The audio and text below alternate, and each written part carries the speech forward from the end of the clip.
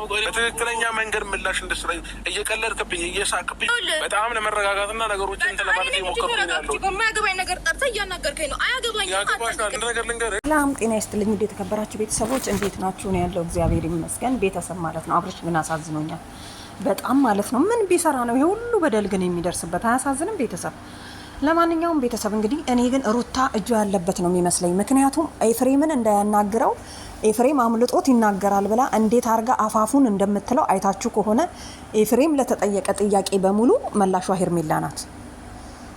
እና ሩታና ኤፍሬምማ ከፍቅር ጋር የሆነ ነገር አላቸው። ምክንያቱም አንዳንዴ እኮ ቆም ብለን ስናስበው እኮ የሆነ የምንገምተው ነገር አለ አይደል? ያው እኛ መቼም ሰዎችን በማየት ነው የምንገምተውና የኔ ግምት ግን እነኚህ ሶስቱ ሰዎች አሉበት ነው የምለው። ሩታማ ቁጥር አንድ ነች። አፋፉን ነው የምትለው እኮ እናንተ እንዳይናገር ማለት ነውና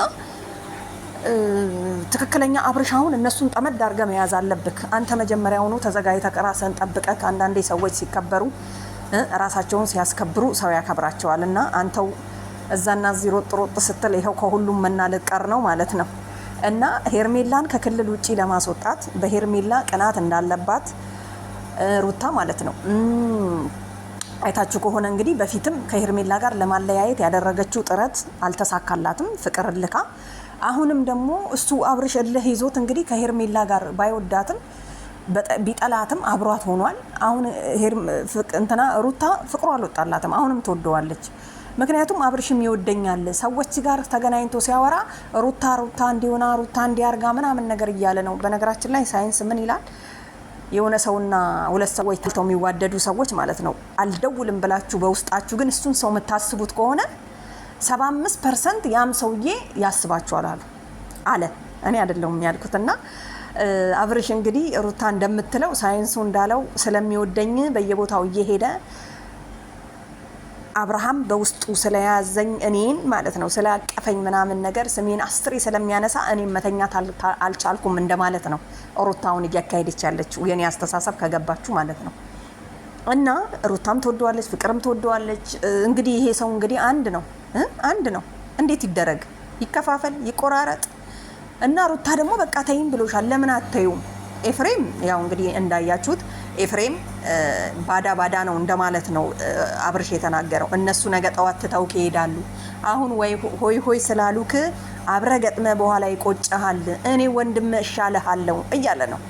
ባዳ ምንም ነገር ቢያደርግላችሁ ታውቃላችሁ አይደለ? መጨረሻ ላይ ወደ ስጋችሁ መመለሳችሁ አይቀርም የሚለውን አስተሳሰብ ነው ያስተላለፈው አብርሽ።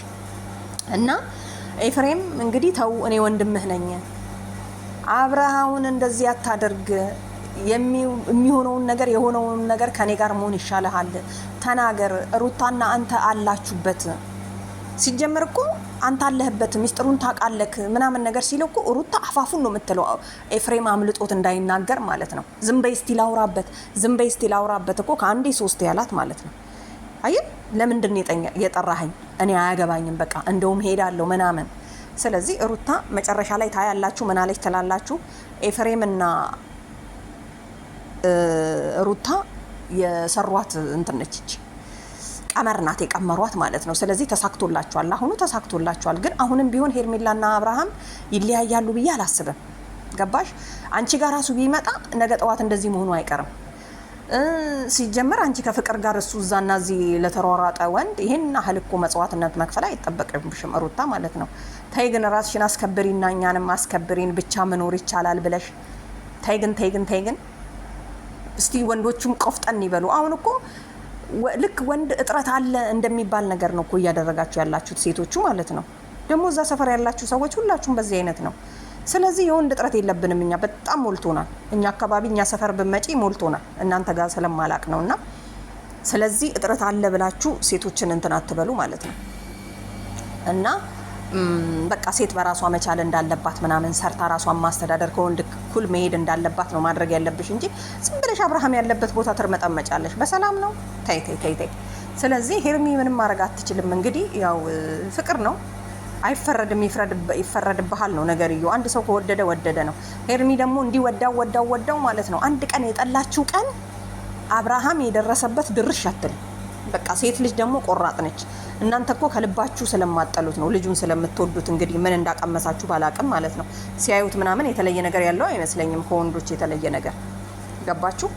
ስለዚህ ቤተሰብ ምን ለማለት ፈልጌ መሰላችሁ?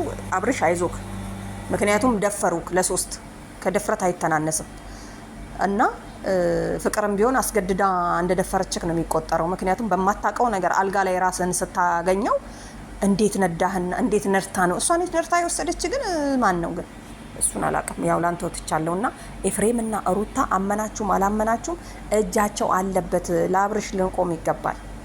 በቃ አብርሽ እኮ ሳያቅ ነው አሁን እኔ ተመስገን ከሄርሜላ ጋር ነኝ አብሬ ምናምን ነገር ሲል አሁን እኮ ማንን ጥፋተኛ እንደምናደርግ ራሱ ግራ ገባን።